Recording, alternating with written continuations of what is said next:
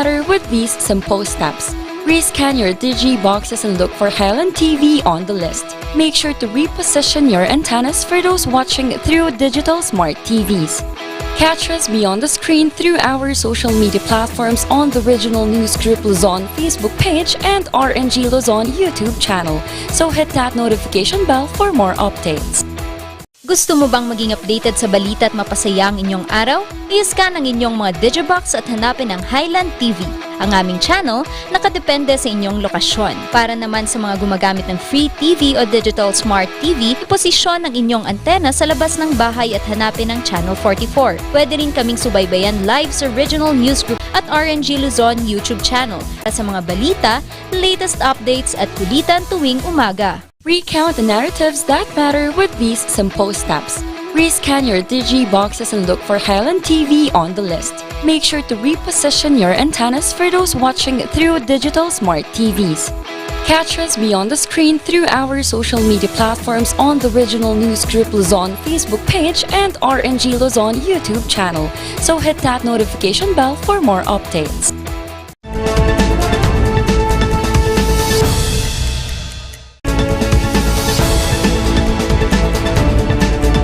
Narito na ang mga nagbabagang balita. Security guard nagpanggap na NPA para makapagnakaw huli. Palugit para sa PUV Modernization Program ng pamahalaan, pinalawig. Baguio City, kumpiyansa pa rin sa kabila ng pagtaas ng kaso ng COVID-19. Pag-stapler sa perang papel, illegal.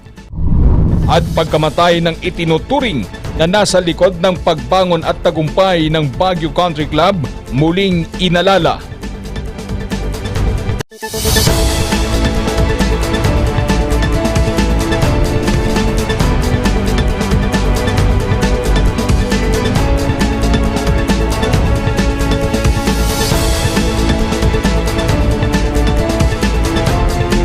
Mula sa Highland TV News Center Baguio, ito ang Luzon Headlines.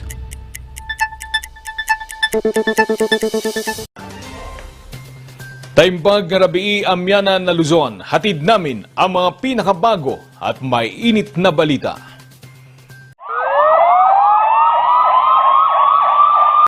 Huli ang isang security guard matapos pagnakawan ang binabantayang convenience store. Modus niya ay magpanggap na kasapi ng New People's Army. Magbabalita, Charles Limon. Pagkatapos makakuha ng ilang paninda, balot na balot ang lalaking ito na lumapit sa counter ng convenience store sa Honeyman Road, Baguio City kahapon. Kasunod nito ay nangikil. Kita niya, accordingly, gumamit siya na nagpanggap siya na NPA para makapag-extort muna. Since na hindi siya pinagbigyan at hindi naniwala sa kanya yung store manager, doon na siya nagdeklara ng hold up. Natakot at ibinigay ng mga empleyado ang 11,000 pesos na barya, pero agad itong nahuli ng mga pulis na nagpapatrolya sa lugar. Sa pagkahuli nito, ikinagulat ng mga staff ng convenience store na security guard pala nila ito. Nagkanta kami ng in-depth investigation tsaka series of background investigation. Itong gwardiya na to is nalulong sa inom, sa mga bisyo. So siguro kinakapos na at nakita niya sa paggagwardiya doon sa lugar na yon, nakita niya yung flow ng pera na medyo malaki, kaya na-tempt siguro siya na hold upin. Nakilala ito bilang si Michael Angelo Morela. Nakuha mula sa kanya ang isang caliber 38 revolver na may laman na 5 bala. Sa temporary lock-up cell ng BCPO Station 2 na mamalagi muna ito. Sinikap ng news team na kunan ito ng pahayag pero tumangging humarap sa kamera. Ang kinaso natin dito sa kanya is yung robbery with intimidation with the use of firearms. So separate case yung illegal possession of firearms niya. Walang license, ibig sabihin, sir? Sa ngayon, tinitingnan natin kung may lisensya o wala yung firearms na yon. Ngayon, kung merong nagkiklaim na agency, tingnan natin kung legal ba talaga ang papel. Nasampahan na si Morela ng reklamong robbery with intimidation. Charles Nicolimon para sa Luzon Headlines. Samantala, nagpaabot ng mensahe ang natalong congressman ng lalawigan ng Benguet na si Atty. Victorio Palangdan. Anya, handa pa rin daw siyang tumulong sa kanyang mga kababayan. Magbabalita, Ren de Guzman. Hindi pa rin matapos-tapos ang kalbaryo ng mga magsasaka dahil sa smuggled na mga gulay. Meron kasing carrots na galing sa ibang bansa, mas nagiging onti yung order dito sa amin. Mas pinipili nila yung imported na carrots dahil sa size at saka mas mura. Sa nalalapit na pagsisimula ng bagong administrasyon, hiling ng natalong congressman na si Itogon Mayor Victorio Palangdan ay mabigyan ng solusyon ang problemang ito. Let's create a task force against vegetable smuggling para matutukan na wala talagang papasok na smuggled vegetable dito sa Pilipinas. Maging ang pagpapahintulot sa mga maliliit na minahan, kanya ring ipinaglalaban. Alam naman nila yung problema ng tao dito sa Benguet, tenure. Ang main livelihood ng tao dito sa Benguet, farming at small scale mining. What needs the land? The land should be titled in the name. Saka yung kwan. Mayroon sanang pa-approve sana natin yung minaang bayan ng mga small scale mining. Kasi pinapayagan ng national government ang mga malalaking kumpanya. Pero maliliit na small scale mining, parang ayaw nilang aprobahan ang minaang bayan. Bagamat natalo, bukas raw ang kanyang pinto sa mga ahensya at kababayang nais humingi ng tulong. Advisor sa mga sumunod sa akin sa munisipyo at yung sa mga probinsya naman, pwede naman akong maging advisor nila kung ano ang dapat gawin dito sa Benguet, mas lalo na sa land tenure, sa agriculture at saka sa small scale mining. Hinikayat naman niya ang mga kababayan na makiisa sa pamahalaan at naniniwala raw siya na magsisilbi sila ng tama para sa mga taga-Benguet. At kung may pagkakataon daw, muli siyang tatakbo sa susunod na halalan. Ang kasalukuyang congressman na si Eric Yap ang mananatiling kinatawan ng Benguet sa mababang kapulungan ng Kongreso. Ren de Guzman para sa Luzon Headlines. Sa iba pang balita, mas pinalawig pa ng pamahalaan ang palugit para sa consolidation ng mga jeepney operators para sa PUV Modernization Program. Magbabalita, Charles Limon. Sa pag-arangkada ng ilang modernized jeepney sa lungsod ng Baguio, unti-unti nang nagkakatotoo ang programa ng pamahalaan sa PUV Modernization Program. Kanina, madadagdagan na naman ang mga modernized jeepney na tatakbo sa Trancoville, Aurora Hill at Dominican Hill.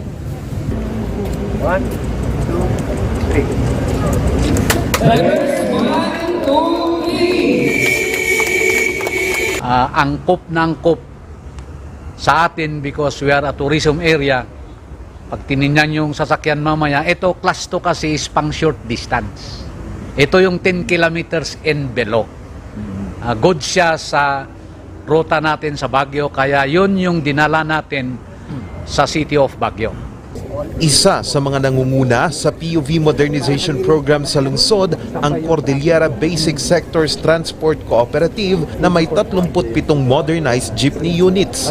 Pero sa likod ng masayang pagbabago, hirap pa rin ang ilang tsuper ng jeep na makausad sa programa. Kaya hiling ng mga jeepney drivers sa Baguio at Benguet, palawigin pa ang programa. Sir, mas maganda kung matutuloy sana yung plano na yan para naman na medyo makabawi kami sa mga lugi namin ngayong sobrang ang taas ng kulong ngayon. Tapos ang hina pa ng biyahe. Regarding consolidation of franchises, almost yata konti-konti lang yung hindi pa na consolidated. Pero yung sa modernize, yung mga ilan lang naman ang mga na-modernize na jeepneys natin, sir. Kaya ang LTFRB, pinagbigyan naman ito. Palabas po na MC na hindi pa po na ilalabas officially sa atin under 2022-06 059, nakalagay po doon na may extension po ng consolidation. So as to the consolidation status naman po here in CAR, mataas-taas naman po ang na-consolidate na mga ruta natin. As for the NAU din po, mataas din po siya, nasa around, for the routes po, speaking, nasa around 86 or 87% po. As for the units, ganun din po, nasa around that number din po. Kasi Ayon sa LTFRB, pagdating ng October 2022, dapat nakapag-modernize na ang mga consolidated groups ng 25% ng mga unit nito. Pagkatapos naman ng 9 na buwan, dapat ay 50% na ng mga units ay modernized at matapos ang 1 taon ay dapat modernized na lahat ng mga jeepney. Dagdag pa dito ang iba't ibang kumpanya ng sasakyan na nag-aalok ng tulong sa mga jeepney drivers kasama ang Land Bank. AMC nakasuporta dun sa programa na yung tinatawag na 567. Okay? 5 means 5% down payment, 6 is 6% interest, and 7 is 7 years to pay. Ibig sabihin, magbabayad ang co-op ng 5% down payment na may 6% interest, and then 7 taon babayaran ng cooperative ang loan. So yan yung programa. But with JMC, no, sinasagot ho namin yung 5% down payment. Program for the modernization of jeepneys. So may tinatawag po kaming SPEED, Public Utility Vehicles Program, Land Bank Program po. Yun po yung programa na para po doon sa mga gustong ma-convert yung mga jeepneys po nila into a modernized jeepneys. Sa buong bilang ng mga jeepney sa buong Cordillera, papalo sa 87% ang mga nakapag-consolidate na naghahanda para sa pagpalit ng mga jeepney units nito sa modernized. Charles Nicolimon para sa Luzon Headlines. Dahil na rin sa kakulangan sa pondo, tatapusin na ang libreng sakay program ng pamahalaan. Ang buong detalye sa report ni Sofia Pagaduan. Opisyal nang inihayag ng LTFRB na magtatapos na ang libreng sakay program sa susunod na buwan dahil ito sa kakulangan ng pondo. Nasa 80% na po kasi yung exhaustion ng ating funds at tinataya natin na mauubos na din talaga in the coming days po, no? Kasi let me give you an insight lang po, no? We are paying 10 million per day sa busway pa lang natin and then 14 million per day sa NCR. So nagkakaroon talaga ng exhaustion, and this is a nationwide program po, no?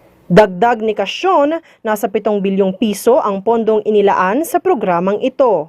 Magtatapos na ang libreng sakay sa huling araw ng Hunyo, habang ang ibang rehiyon naman ay sa Hulyo.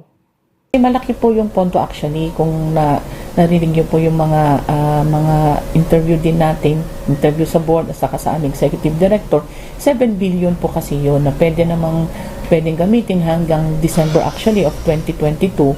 Pero syempre dahil papasok na pong bagong administration, kaya po siguro inaano yung pagtakbo dahil the decision will, pero alam naman namin na imposible namang hindi ipagpapatuloy yun hanggat may pondo pa naman. Para sa ilang jeepney drivers, good news sa kanila ang pagtanggal sa libreng sakay. Kung minsan man, ang comment ko dun sa project nilang libreng sakay, parang competition sa amin yun man kasi wala na nga kaming isasakay, may libreng sakay pa. Pagkatapos kung minsan yung mga umiikot na libreng sakay, wala namang laman, wala silang naisasakay.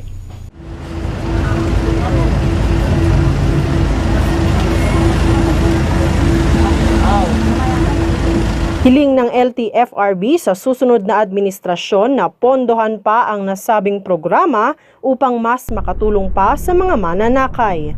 Umaasang lahat na pagtuunan ito ng pansin ng bagong talagang Transportation Secretary na si Jaime Bautista.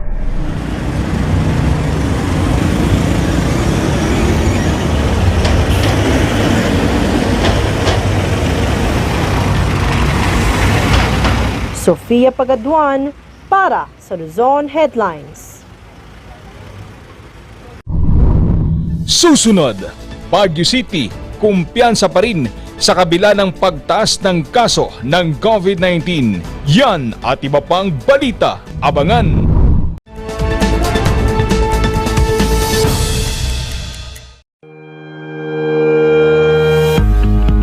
The Baguio Country Club, the first and only 5-star mountain resort in the Philippines, is fully equipped and ready to welcome you back. The club has thoroughly worked on adapting to the new normal. The usage of any of the facilities and amenities of the club is governed with specific rules, regulations, and procedures in accordance to the medical, physical distancing, and disinfecting protocols. And as you return back here to your second home and make new memories with us, we assure you that at the Baguio Country Club, you do not have to worry because we can assure you that the club continuously puts great importance to the health, safety, and wellness of its members, guests, and employees. Coronavirus. Dahil dito, may mga bagay na hindi mo na magagawa. Ngunit, may katuwang ka. PDA or Pau de Arco Herbal Capsule na may antiviral quercetin at immunity booster. Mag-PDA or Pau de Arco Herbal Capsule araw-araw para iwas sakit, iwas virus. PDA. Proteksyon, depensa, alay sa kalusugan. PDA or Pau de Arco Herbal Capsule is available in all leading drugstores nationwide. Another quality product of Aldrich Corporation.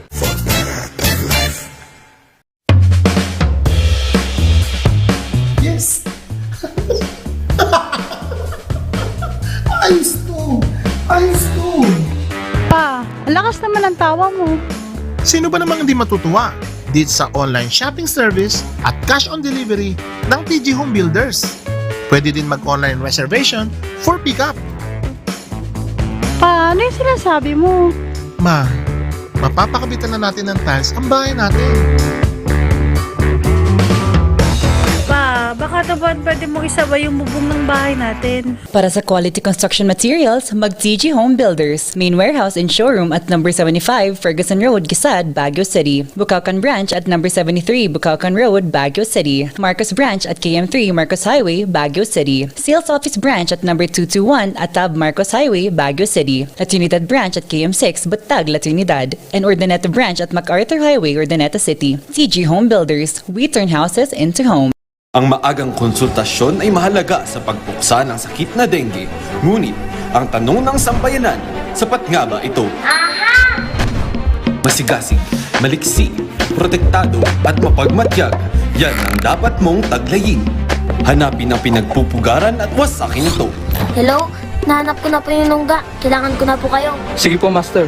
Suportahan ng fogging at spray. Katapusan mo na, mosquito man.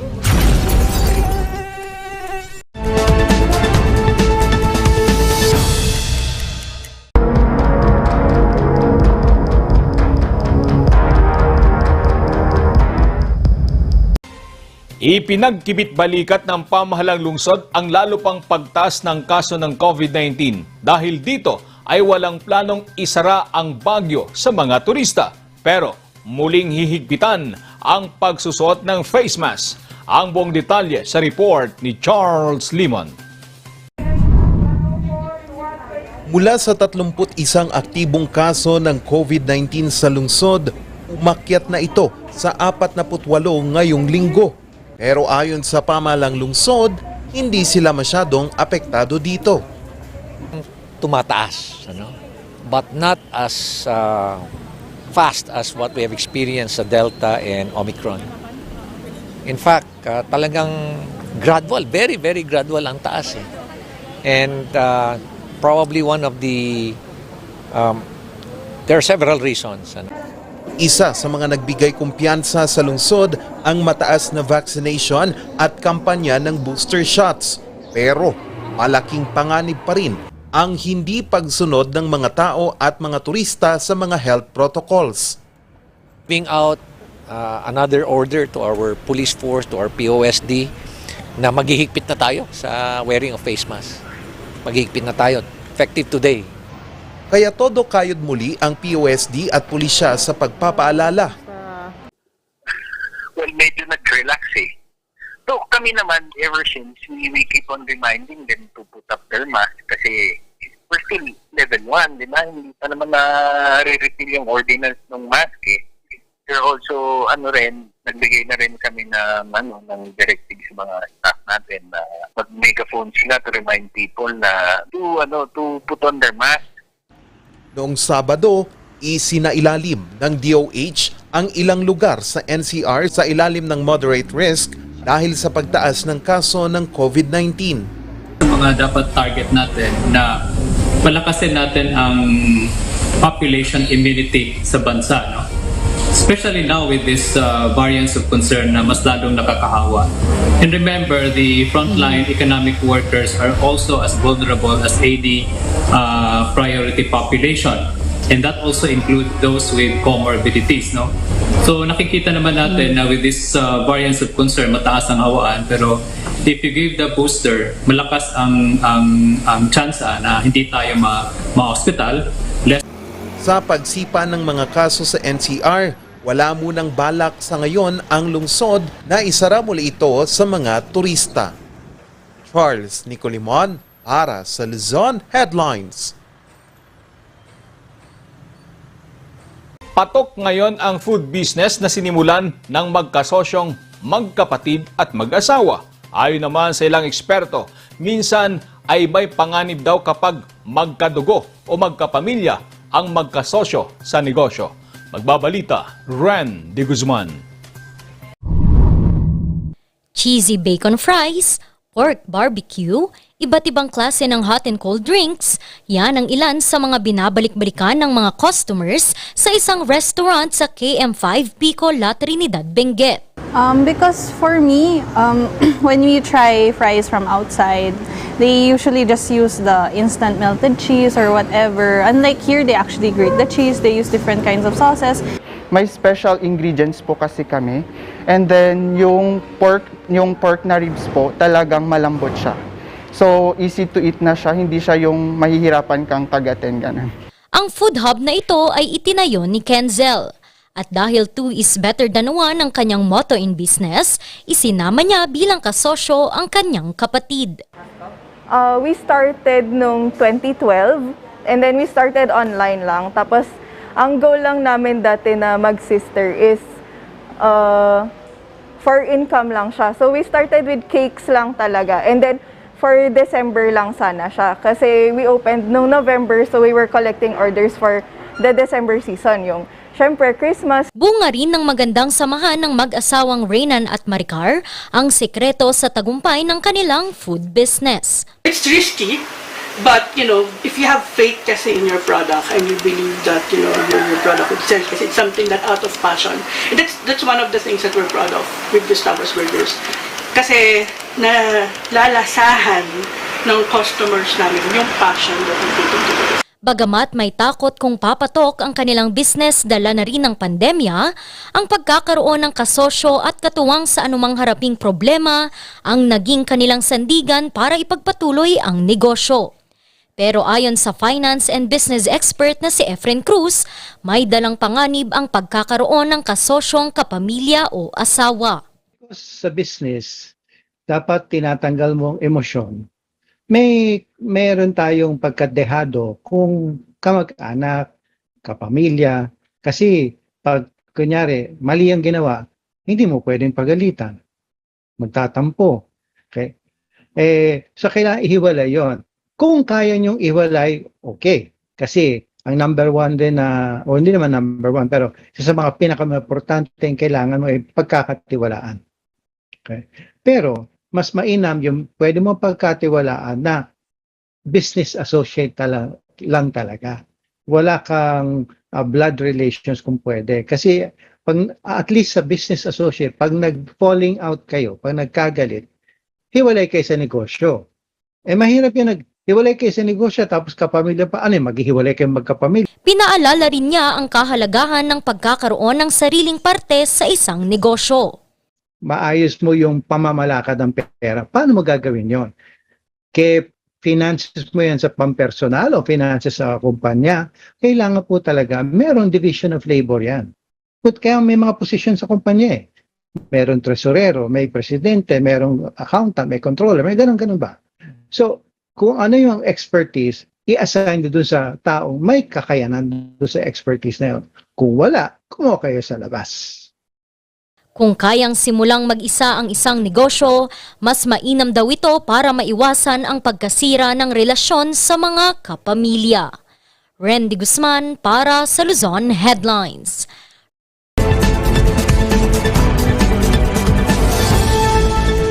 Naglabas ang Central Bank ng isang circular doon sa ating bagong 1,000 pesos, yung merong agila doon sa 1,000 peso bill natin, ay hindi pwedeng i-stapler, hindi pwedeng i-scotch tape, at hindi pwedeng sirain, gawing panindi ng sigarilyo o panindi ng gasul o ng gas or ng bonfire. Sabi nila, ito ay in violation of PD 247. It prohibits and penalizes the defacement, mutilation, tearing, or burning or destruction of central bank notes and coins. And ang sabi nila, it reflects on the discipline of our people. Lalo na ngayon, pag ginawa mo yon at pinapakita mo pa sa Facebook na sinisira mo yung ating 1,000 peso bill. So, ordinarily sa ating mga restaurants, sa drugstores, etc., nakikita natin na ini-stapler yung pera. Ito po ay bawal na ngayon under this circular. And upon conviction, you can now be sentenced to a penalty of not more than 5 years or a fine of 20,000 pesos. So kung marami kang bundle ng 1,000 bills, then mabuti pa i-rubber band mo na lang, ilastiko mo na lang.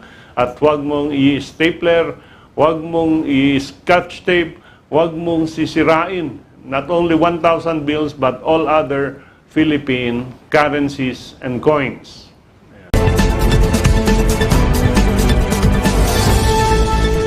Ang bahaging ito ay hatid sa inyo ng Pines Estate and Gaming Corporation. Pagkamatay ng itinuturing na nasa likod ng pagbangon at tagumpay ng Baguio Country Club, muling inalala ang kwento. Susunod na!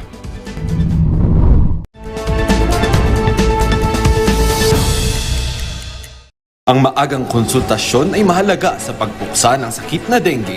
Ngunit, ang tanong ng sambayanan, sapat nga ba ito? Masigasig, maliksi, protektado at mapagmatyag, yan ang dapat mong taglayin. Hanapin ang pinagpupugaran at wasakin ito. Hello? Nahanap ko na po yung nungga. Kailangan ko na po kayo. Sige po, Master. Suportahan ng fogging at spray. Katapusan mo na, mosquito man.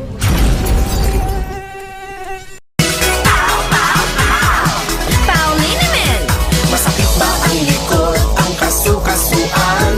Namimitig o masakit ang iyong kalamnan? May rayuma, arthritis o nahihilo? May stiff neck, flatulence o masakit ang ulo? Sa Pauliniment, ginhaway, garantisado. Pauliniment, isang pahid ka lang. Dahil walang out sa PAW!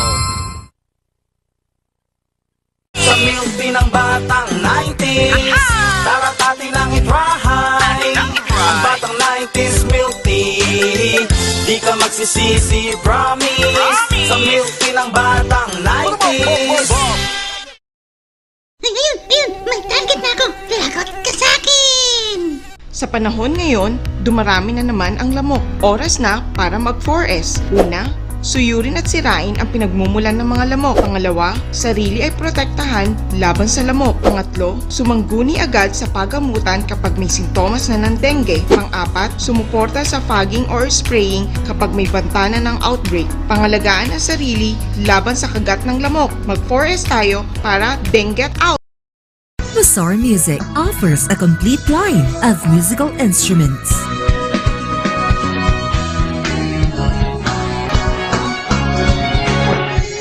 Wazar Music, Baguio's pioneer in online music and art lessons.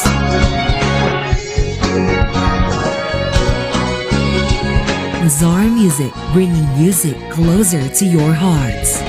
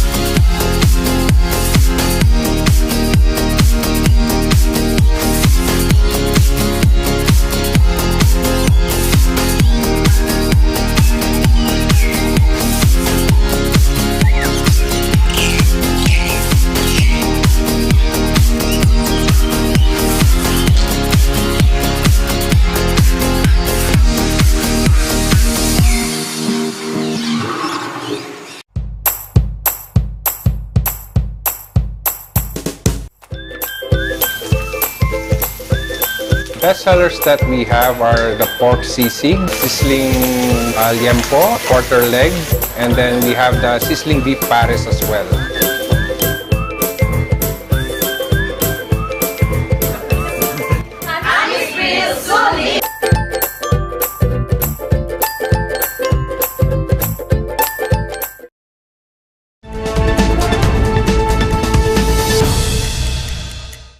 Inalala ngayong araw ang kadakilaan at kabutihan ng itinuturing na nasa likod ng pagbangon at tagumpay ng Baguio Country Club. May kwento po si Ren de Guzman. Mula nang itayo ng legendary golfer na si Luis Follem Silver noong 1905 hanggang sa kasalukuyan, patuloy na namamayagpag at naghahatid ng dekalidad na serbisyo ang Baguio Country Club. Kwento ni Mary Lou na taong 1975 pa, nagsimulang magtrabaho sa nasabing pamosong bahay bakasyunan, bagamat pinadapa ito ng 1990 killer earthquake at sunog Disyembre taon ding iyon, patuloy na nakabangon ang hotel. Ito ay dahil kay Attorney Potenciano Tiangco Ilusorio o mas kilala bilang Nanoy. Right after the quake, in July 1990, because he had his own helicopter, he was the very first person to come to the club. Nagdadala na siya ng mga relief goods. Ganon siya kabait, ka-generous. During his term, ang dami niyang nagawang improvement dito sa club. Mula rin nang siya ay mahalal bilang presidente ng DCC taong 1972, nakitaan siya ng labis na pagmamahal sa bansa at kapwa Pinoy. Each time we greet him in English, or one time I had a chance to talk to him, and you know what he said? Maluwag kang mag-English, mag-Tagalog ka na, sa Pilipinas tayo. So that's how patriotic he was. Bawal ang aso, bawal ang miyembrong Pilipino, pero naging naging matunog na kwento sa buong Baguio Country Club. At siya nga lamang nung siya'y umupo bilang presidente, kauna-unahang Pilipino presidente ng Baguio Country Club, ay inalis ang policy na ito at inopen ng todo-todo ang membership ng mga kababayan natin. Hindi lamang sa Baguio Country Club naging kilala ang kanyang pangalan pero maging sa buong lungsod. After the earthquake, mukhang nahihirapan ng bumangon ng city, pero dumating si Atty. Nanoy Ilusorio at sinabi niya yung kanyang vision para sa city. At isa na nga rito yung magkakaroon ng ang pagbangon ng isang syudad ay kung magagawa mo yung mga kalsada, at additionally ang sinasuggest niya noon ay yung manggagaling ng Nueva Ecija via Itogon, at napakaganda. Marami rin siyang ambag na nagamit para muling ibangon at pagandahin ang lungsod. Bagamat ipinanganak sa Bulacan, formal siyang kinilala ng lungsod ng Baguio bilang isang anak ng lungsod taong 2001. June 28 ng taon ding iyon, pumanaw ito noon sa edad na 88.